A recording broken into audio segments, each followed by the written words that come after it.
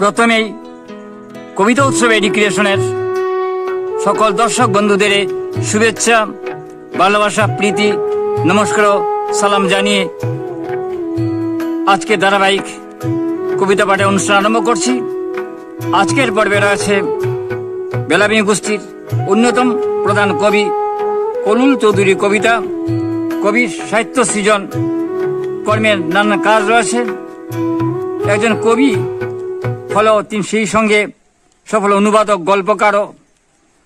তার উল্লেখযোগ্য কাব্যগ্রন্থ তুমি যাও মেঘেদের কাছে, গল্পগ্রন্থ সনবিলের ছেলে, ইংরেজিতে সনবিল, উত্তর পূর্বাঞ্চলের গল্প নিয়ে অনুবাদ সংকলন ইংরেজিতে প্রকাশিত হয়েছে।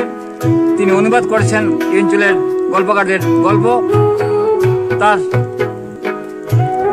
অনেক রকম কাজ রয়েছে। তিনি সমাজকর্মীও কবি, ইংরেজি বাংলা দুই ভাষাতেই পারঙ্গম। তাহলে পড়ে নিচ্ছি কবির কবিতা।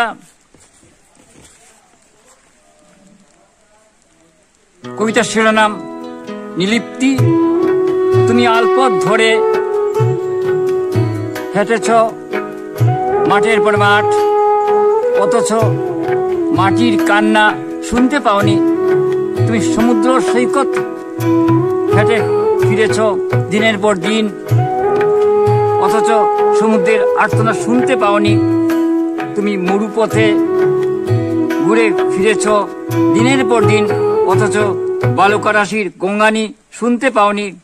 তুমি পাহাড়ে পাহাড়ে ঘুরে ফিরছ দিনের পর দিন, অথচ পাহাড়ের মর্ম বেদনা শুনতে পাওনি। তুমি কি নির্লিপ্ত হয়ে থাকবে? তুমি পাহাড়ে পাহাড়ে ঘুরে ফিরেছ দিনের পর দিন, অথচ পাহাড়ের মর্ম বেদনা শুনতে পাওনি। তুমি কি নির্লিপ্ত হয়ে থাকবে? কবি কলুল চৌধুরী কবিতা। কবিতা পাঠে আশুতোষ দাস।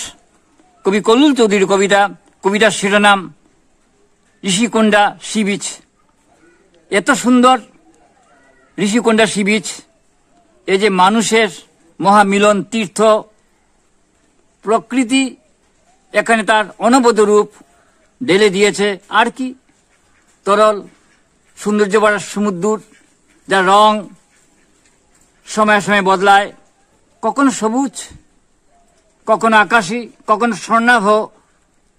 বীচ বিলেজেও মন যেতে চায়, যেখানে মিলে রকমারি খাওয়ার রসনা, যেখানে হয় তৃপ্ত। সন্ধ্যায় সিকিউরিটি লাউঞ্জ থেকে মাইকে বারবার ভেসে আসছিল ঘোষণা, জোয়ার আসছে, তাই সমুদ্র হবে উত্তাল, আপনারা সবাই উঠে আসুন সৈকত থেকে, অন্যথায় সমূহ বিপদের সম্মুখীন হতে পারেন যে কোনো সময়। ঘোষণাটি শোনার পর সবাই হুড়ুহুড়ি খেয়ে পড়ছিল যেন, কারণ জোয়ার এসে সবকিছু তছনছ করে দিতে পারে। ঘোষণাটি শোনার পর সবাই হুড়ুহুড়ি খেয়ে পড়ছিল যেন, কারণ জোয়ার এসে সবকিছু তছনছ করে দিতে পারে। কবি কলুল চৌধুরী কবিতা শুনছেন। কবিতার শিরোনাম পাহাড়টা। পাহাড়টা শহর থেকে অনতি দূরে, মাঝে মধ্যে পাহাড়টার কাছে যাই। পাহাড়টা আমাকে তার সব দুঃখের কথা বলে। ও বলে কিছু লোক তার বুক চিরে রাস্তা বানায়। কিছুদিন গেলে সে দেখতে পায় লোকেরা রাস্তার পাশে থাকা গাছপালা কেটে মেশিন লাগিয়ে মাটি কাটে। সেখানে নাকি গড়ে উঠবে কোনো প্রতিষ্ঠান। সে তখন গাছপালা, পশু পাখি, কীট পতঙ্গের কথা ভাবে। সে বলে এসব না থাকলে মানুষের ভবিষ্যৎ অন্ধকার। ও আমাকে বলে আমি যেন মানুষ লাগিয়ে ওর পাহাড়টা কাটতে বাধা দেই।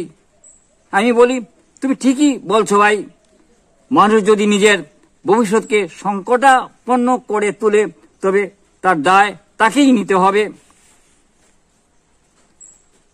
কয়েক মাস অতিক্রান্ত হওয়ার পর যখন আমি পাহাড়টার কাছে যাই, বুনো ফুল, বুনো গন্ধের আশায় গিয়ে দেখি পাহাড়টা নেই। সেখানে খা খা করছে শুধু শুকনো মাটি। কয়েক মাস অতিক্রান্ত হওয়ার পর যখন আমি পাহাড়টার কাছে যাই, বুনো ফুল, বুনো গন্ধের আশায় গিয়ে দেখি পাহাড়টা নেই, সেখানে খাকা করতে শুধু শুকনো মাটি।